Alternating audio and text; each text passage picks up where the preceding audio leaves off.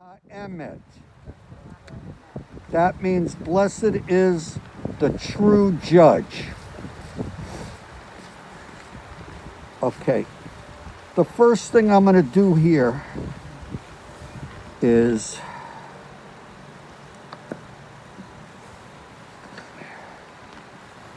say thank you to Chicago Jewish Funerals, and I think it's the Anshe Leibowitz people. Who's here from that, or whoever is helping us here. Thank you very much. I am Rabbi Reuben Harris, and I am from Kindred Hospice,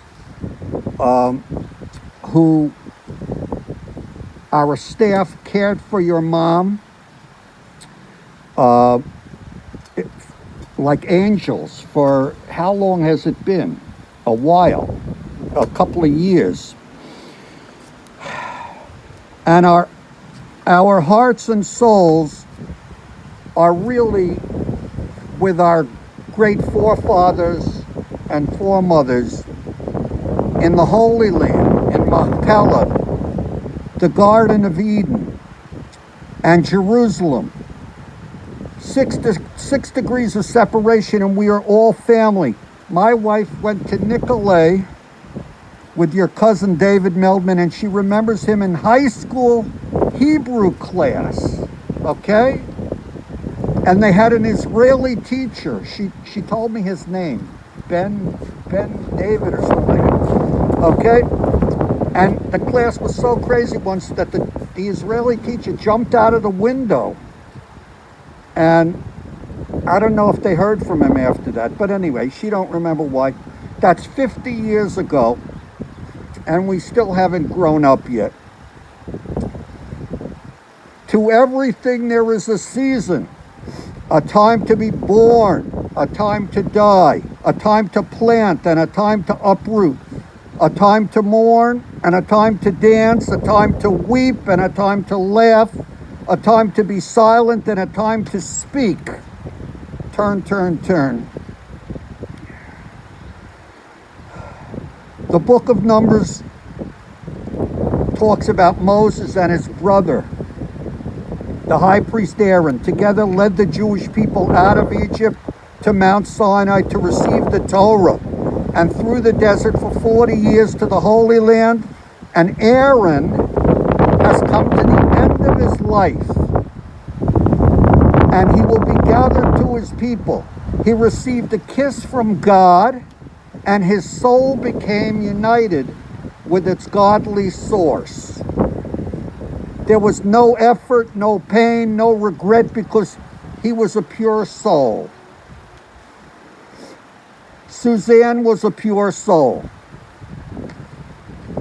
She was kind and caring and generous. She loved everybody, and I know that. She was strong and she was proud. She has Karen, Diana, Barbara, Larry, the in-laws, and many beautiful grandchildren. She had the best family and friends. She's from Old Milwaukee, South Side, right? Or the West Side. Then Shorewood. She was a quiz kid. She skipped 2 grades. She went to Radcliffe in Cambridge, Massachusetts. She was an original Hillel founder. Judaism was important to her. And it wasn't easy back then. And it still isn't easy. She married, had 4 kids, and her career came after her children. She was a professional student, an architectural historian, editor of manuscripts like Adlai Stevenson's biography. He was a big guy back then. I don't know if you young people even ever heard of Adlai Stevenson, but we know who he was, like after Teddy Roosevelt sometime. Her legacy is a pursuit of knowledge. She was a champion rose grower. She won awards, the Horticultural Society, Botanical Garden, and now she is She's not here. She's tending roses in the Garden of Eden, okay? That's an important job. She's doing it. I spent some quality time with her and the gang in her last year, even through this whole corona thing, you know? She's an American superhero, and we will all smile from now on when we think of her. You know, driving up here, it was snowing like crazy, like a blizzard. Right now, I thought you were going to call me and say it's canceled. But I kept going because my father, we were skiers. We ski. This is for us. We like this, okay? We like it. But Milwaukee's a little rough for a New Yorker, let me tell you. Okay, anyway. What was Suzanne's last word? Beautiful. Her last word, and nobody expected it because she hadn't spoken for how long? A year. And then all of a sudden, she showed her a picture of the family. She said, beautiful. And that was her last word.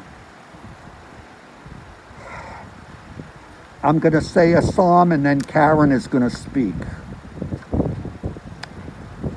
A song of David, the Lord is my shepherd, I shall not lack. God causes me to lie down in lush pastures. God leads me beside tranquil waters. God restores my soul and guides me through the righteous paths with God's name's sake. Though I walk through the valley of the shadow of death, I will fear no evil, for you are with me.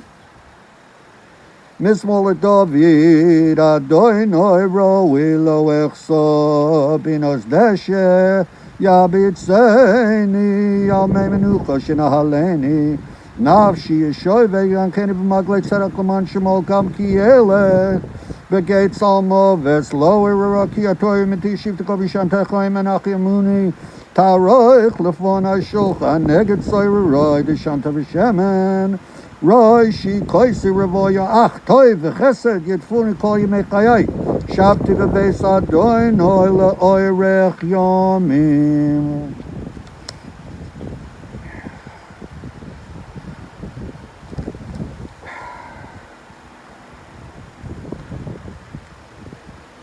Karen and Barbara are going to speak now.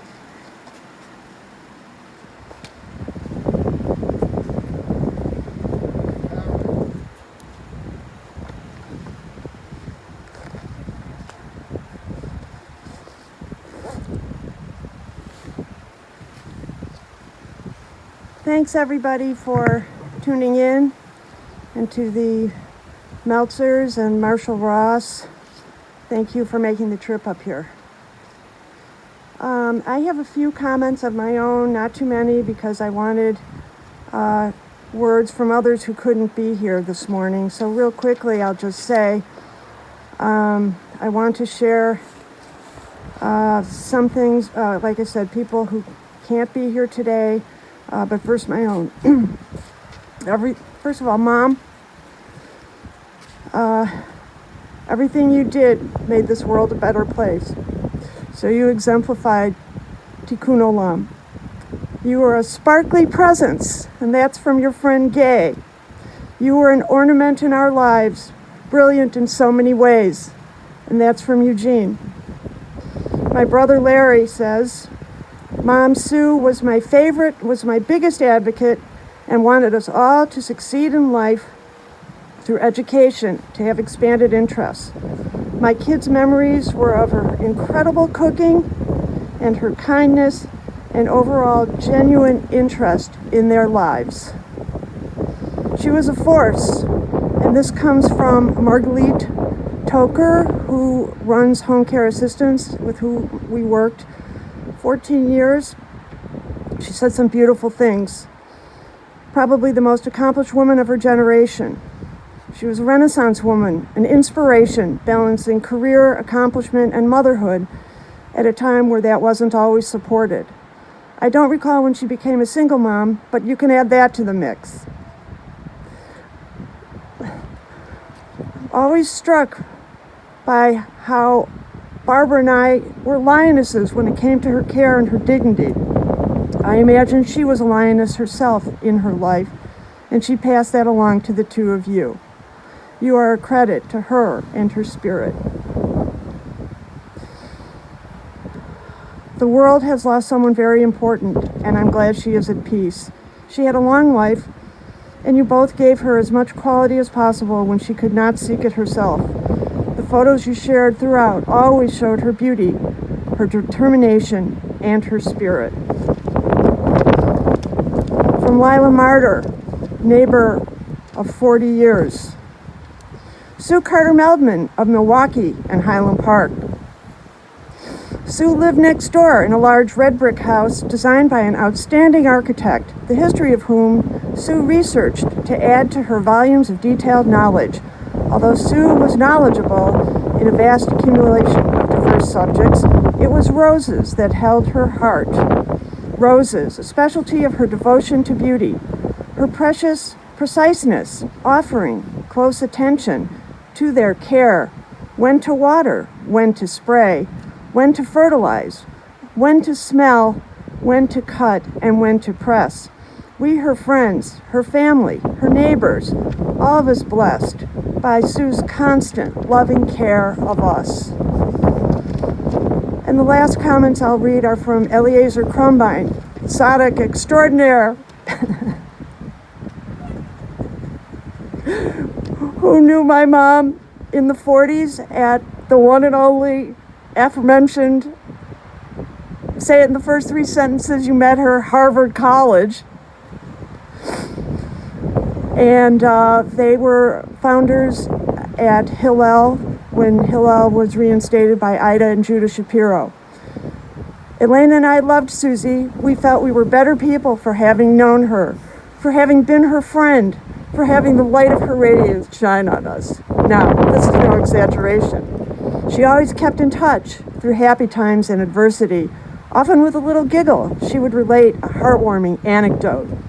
She sensed when we were having a rough time. Then she would touch us with a smile. She might tickle our fancy with the sight of a new purse or a colorful new coat, with stories of an opening at a Tony art gallery, recounting a sunny day at her beloved Spa Canyon Ranch, or recall a thrilling concert. At the Art Institute, she inquired whether we preferred to view slowly or quickly, whether to view together or separately. Always considerate. Her friend Janice Feldstein was her dear college friend and symphony partner. When she was no longer mobile, Susie, a very petite lady, managed the wheelchair, taxi, doorman, usher, you name it, so that her friend's life would be enriched and she could attend. Susie, Elaine, Rivia, and Lila gave each other birthday parties, their children's bridal showers, going away parties. Susie's turns as hostess were a feast for the senses, which I discovered when I was fortunate enough to be invited. She was a creative and dauntless researcher, a published Chicago historian of gardens, architectural preservationist, a Rosarian. As assistant to Harvard Law School's Dean Griswold, she was an eyewitness to history. She was my loyal, loving friend. Harvard, our alma mater, is losing a loyal booster. Thank you.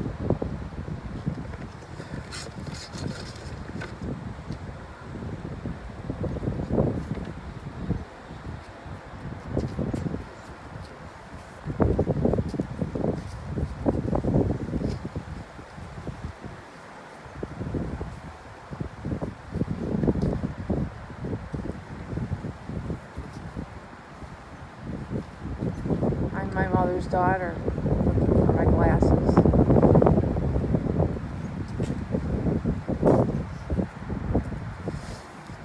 I first want to thank all of you that are out there virtually in the miracle of technology, that you could be with us, because otherwise I know that so many of you would be around us. And to all of 4 Children's friends, all of our coworkers and relatives and people that we love and who have been a part of our life, we thank you for listening in from wherever you are in the world. and are so grateful that this could be this way.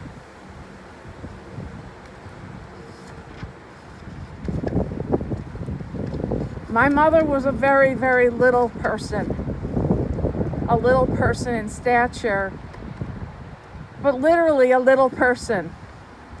February 1st, 1934, at Rutherford B. Hayes School, Mrs. Weltsian wrote a letter to my grandmother and grandfather that said, "We are also wondering if it will be possible for you to provide a little carpet footstool for Suzanne to use when she gets in her new class, as we find her feet do not touch the floor, and we don't want to see her feet on an old wooden one, which we have here in the school.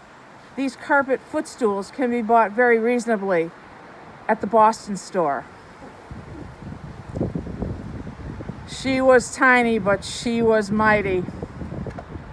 When she was only 14 years old, the title of the journal newspaper said, "Suzanne Daisies in Her Hair is ready to advise the president." Suzanne, who could give any sub-deb a run for glamour, came to Washington via New York with her mother, Mrs. Jack Carter of Newhall Street, and her grandfather, Jacob Balling. They checked in at a hotel and immediately sent Suzanne's flowered dress to be pressed for the coming event. The Milwaukee girl with shoulder-length hair and a bright smile has her opinions well marshaled for presentation to President Roosevelt. "First of all," she said, "there's too much red tape in the government. I have reason to believe," she added, somehow creating an impression of being on the inside, "that materials have not been moving quickly enough on the battlefronts." But she did not assume a know-it-all attitude. In fact, she sighed at her lack of more complete knowledge. She expressed the opinion that the battle of production was going well in the United States, but said that she intended to suggest to President Roosevelt more centralized control militarily. Her brown eyes shone at the mention of General MacArthur, whom she described as a marvelous general. The youthful Suzanne was particularly anxious, she said, to get the president to get rid of fifth columnists. "There are Nazis sympathizers in this country," she went on, "right in our own city of Milwaukee, and even in my own classrooms." My mother was very current. She was current in everything that she did, everything that she learned, everything that she was about. But her favorite numbers were 53, 55, 58, and 59, because those were the years that the four of us were born. That's how she described when she would think about what our months were. If it was October, if it was June, if it was December, it was always the years 53, 55, 58, and 59.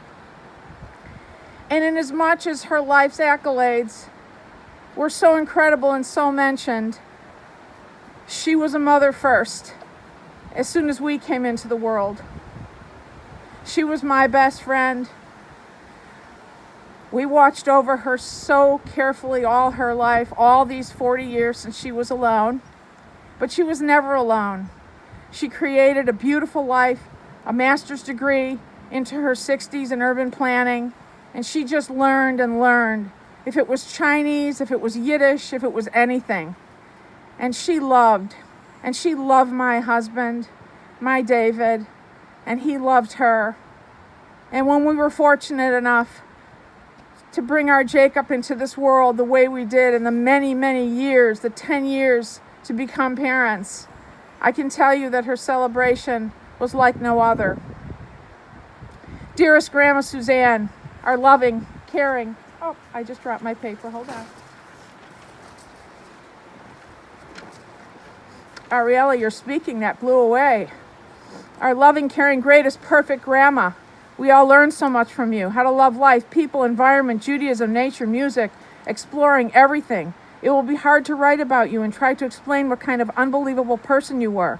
It's hard to describe in words your enthusiasm for life and passion to learn and teach as much as you can.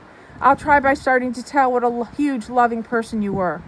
Your kids, you always said how they are everything to you, supportive to them in everything. You listened, advised, helped, indulged, and nurtured us with all your smarts and caring and filled us with love and knowledge. You sent us articles in the mail about the subjects you knew that interested us.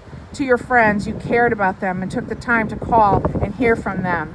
You were sensitive to us on so many levels. You were nice and kind to every person around you. You loved your parents. What wonderful, successful daughter they had. You always talked about Grandma Shirley and Grandpa Jack, and she's going to be next to my grandparents right now with so much admiration. You were so appreciative of all the opportunities they opened up for you in life. Music, concerts, piano, they played to your soul. Taking us to concerts at Ravinia every trip we came, I loved it. It was so different. In all your stories, I could hear the kibbud horim, parental respect you had. Amazing. You honored them by telling me how wonderful they were, how Grandpa made you laugh and encouraged you to go after your dreams. Grandma, you had us in your house for 2 months every single year. This went on for way over 20 years and more. That is beyond hospitality. Not sure how you could bear it. Always fixing us meals and taking us everywhere. We were so blessed. You had the best reaction to everything and the smartest words. I loved sitting with you at the end of the day in the sunroom over a cup of milk and watching the news. And Desperate Housewives used to laugh out loud and used to say, "Fuck you" to President Bush back in the day. I have to say that about you. You cared. You loved everything. I used to. That was for your neshama, looking out the window at your rose garden. You were a champ. You were the best. You were an example of a perfect way to live. We had the best Shabbats together. I remember how you invited over all the family for Friday night dinner, celebrating all together. Tanti, Jacob Donut, Karen and Eugene, Larry, J. Jeff, Leah, Mom, Dad, and the three of us, Oren, Ilan, and myself. I have the best memories. That's my sister Diana's children. We could all learn from you. You were a woman ahead of your time. You skipped 2 grades. You loved going to shul. You explained to me how special and how big the word awesome is, how often it is used today and common in daily conversation, when actually it's a word we should use to describe a very special, big, great, rare something. Mom, you were awesome. So, Grandma Suzanne, this time is really suitable. You are awesome. We are all lucky to be your family and to have you in our lives. I hope we all made you proud. You are the only child, and you will forever be one of a kind. We love you. We miss you. From Ariella. And I will close this out by something my Jacob said. He said, "I wish, Mom, that she could know me now. I wish she could know me now at this age. I wish I could talk to her. I wish she could know me." Well, I wish that too, Jacob. But I want to tell you that she knew you, and she knew all your capabilities, and she knew us all, and she loved us all, and we helped sustain her life. May her memory be a blessing. I love you, Mom.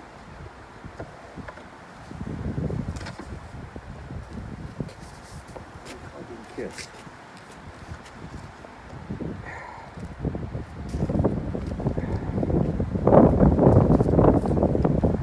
Ya ba bye bye bye, ya ba bye bye bye.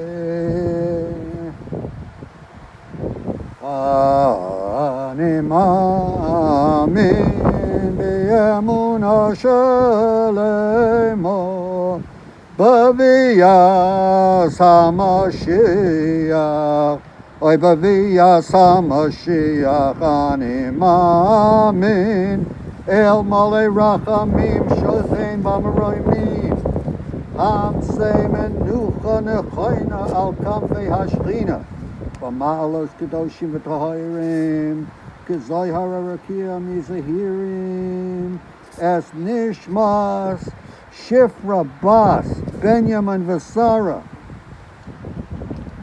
שהולכו לעולמו בעבור שאנחנו מתפללים ביד הספורס נשמסו בגן עדן תהי מנוחו לכן בעל הרחמים יסתירנו וסייסה כנופו בלי עולמים ויצרור בצרור החיים אס נשמוסו אדוני הוא נחלוסו ושונוח בשלום משכבו ונאמר amen.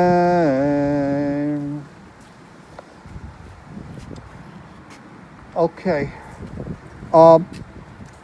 Can we assist in the yeah. Okay. Is there a shovel? Okay. Okay. Okay.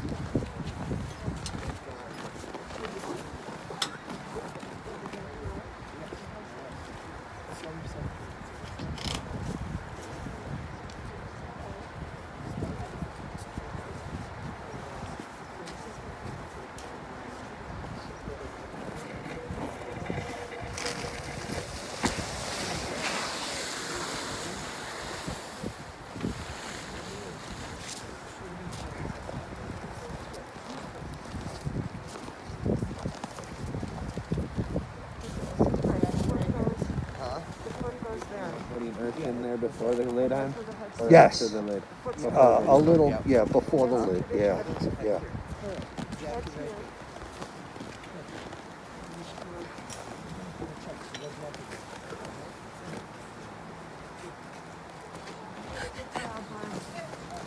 Okay, they're gonna give us a shovel, and we're gonna accompany. Okay. You throw the dirt on. Yeah. Yeah? Oh, okay.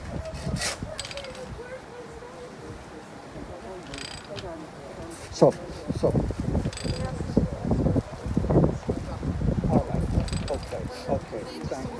Thank you.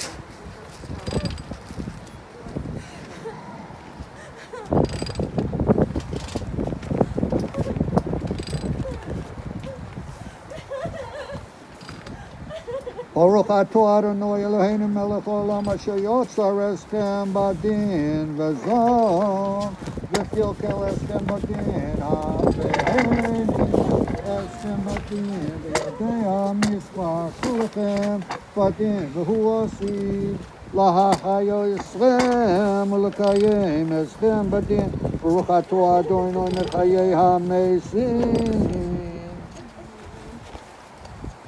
Don't want you to fall.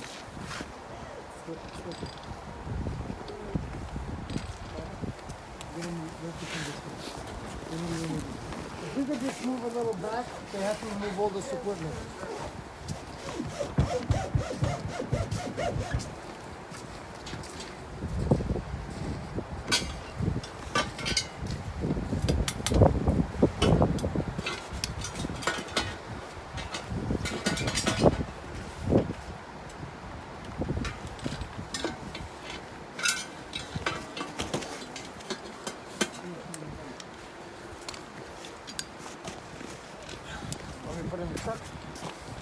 Once they put the cover on, we're going to assist with the shovel. You put 3 shovels, and then you put the shovel back, and then the next person puts 3 shovels. Yoshe b'seisir elyon, b'tzel shaddai yisloinon, oimar ladoinoi machzi u'metzudosi, Elohai evtach boi, ki hu yatzilecho, mipach yakush mideva havois, v'yevroso yosech, loch v'sachas, k'nochoch techesed, sino v'sochero, amitoi loi siro mipach alayla, mechetz ya'uf yoimo midever, Ve'oifel yahaloich miketev, Yoshut Saharayim Yipol mitzidecho elev urvovo, miyaminecho elecho lo yigosh, rak v'yenecho tabit, v'shilumas v'shoyim tire'em, ki ato Adonai machzi elyon, samto miyonecho lo yis'une elecho, Ra'ov v'negalo yikra b'yahalei, ki malachot yetzaveh לא, לשמורך בכל דרכיך.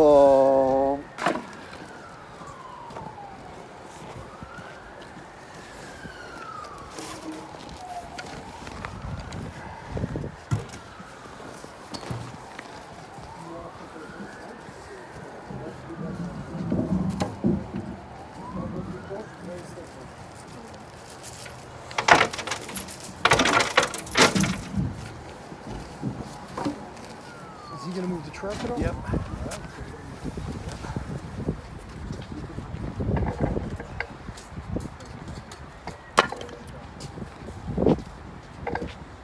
If we could just move and drop this way, because the truck is gonna back up. Oh. The truck is gonna back up. Oh, okay. Put the lid on and then we can start.